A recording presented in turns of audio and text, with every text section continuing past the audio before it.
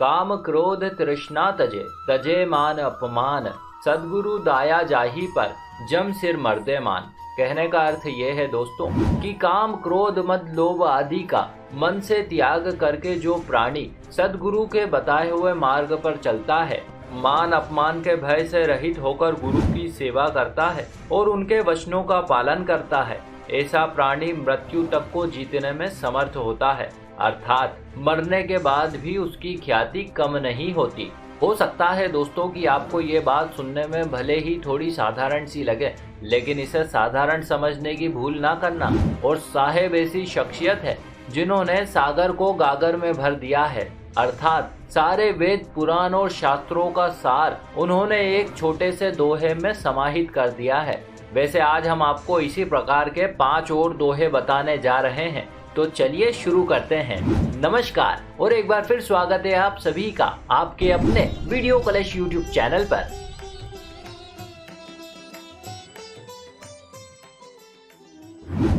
गुरु गोविंद दोऊ खड़े, काके लागू पाए, बलिहारी गुरु आपने, गोविंद दियो बताए। दोस्तों यहाँ पर पहली पंक्ति में संत कबीर हम मनुष्यों से कह रहे हैं कि गुरु और गोविंद अर्थात गुरु और उनके साथ भगवान खड़े हैं। अब हमें पहले किसके पैर लगने चाहिए?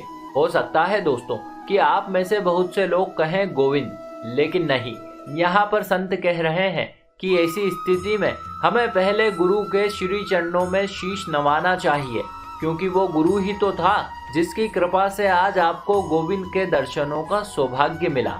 चलिए अब बात करते हैं अगले दोहे की। दोस्तों आपने देखा होगा वर्तमान में कई लोग ऐसे हैं जो दिन रात भगवान का नाम जपते रहते हैं, पूजा पाठ भी करते हैं और भी ना जाने क्या क्या।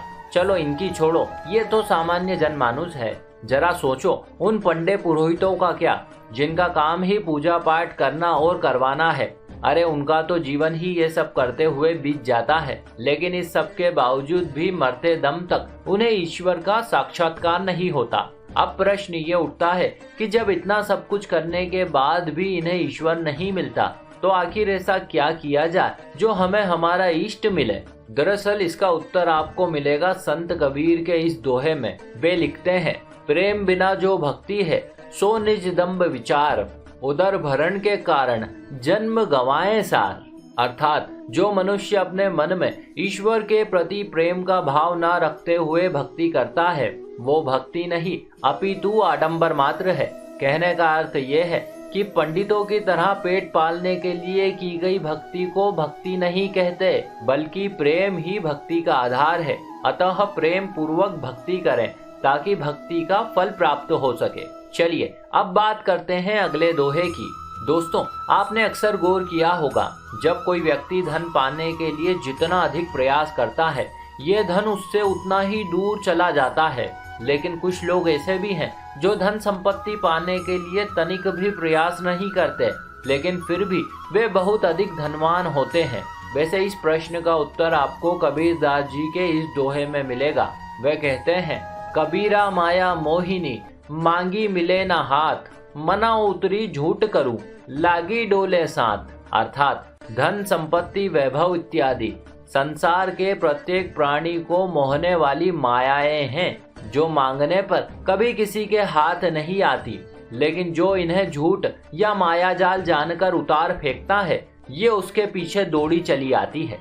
कहने का अर्थ ये है कि चाहने पर माया दूर भागती है और त्यागने पर सहजता से प्राप्त हो जाती है। तो अब से दोस्तों पैसों के पीछे भागना बंद कर दें, ये खुद ब खुद ही आपके पास चला आएगा। चलिए अब बात करते हैं अगले दोहे की। संगत कीजिए साधु की, कभी न निष्फल होए, लोहा पारस परस्ते, सो भी कंचन हो। अर्थात संतों के साथ रहना, उनके वचनों को ध्यान पूर्वक सुनना तथा उस पर अमल करना हितकारी होता है। संतों की संगति करने का फल अवश्य ही प्राप्त होता है। जिस प्रकार पारसमणि के स्पर्श से लोहा भी सोना हो जाता है, ठीक उसी प्रकार से साधुओं के दिव्य प्रभाव से साधारण मनुष्य पूजनीय हो जाता है। चलिए अब बात करते हैं अगले दोहे की। माया मरी न मन मरा, मर मर गए शरीर, आशा तृष्णा ना मरी, कहे गए दास कबीर। दोस्तों यहाँ पर संत कह रहे हैं कि मन में उठने वाली तृष्णा इतनी बुरी है कि ये कभी समाप्त होने का नाम ही नहीं लेती। फिर चाहे आप इसे पूरी करने की कितनी ही चेष्टा क्यों ना करें, फिर चाहे इसकी तृप्ति में आपका शरीर, मन, माया इत्यादि सब कुछ नष्ट ही ना क्यों हो जाए, परंतु ये कभी समाप्त होने का नाम ही नहीं लेगी। अतः दोस्तों, भलाई इसी में है कि हमें कभी ना बुझने वाली इस प्यास में भूलकर भी नहीं फंसना चाहिए, तभी हम सुख शांति से अपना जीवन जी सकेंगे। तो दोस्तों, ये थे वे 6 दोहे जो आपके जीवन को साधारण से असाधारण बनाने में मील का पत्थर साबित हो सकते हैं। आशा करते हैं ये आपको जरूर अच्छे लगे होंगे। ऐसे और भी वीडियो देखने के लिए अभी सब्सक्राइब कीजिए वीडियो कलेश यूट्यूब चैनल को। साथ ही साथ इस वीडियो को ज़्यादा से ज़्यादा लोगों के साथ शेयर करें और अब से आप हमें फेसबुक पर फॉलो करना ना भूलें, ताकि चारों ओर धर्म रूपी प्रकाश फैल सके। आप सभी मित्रों का बहुत बहुत धन्यवाद।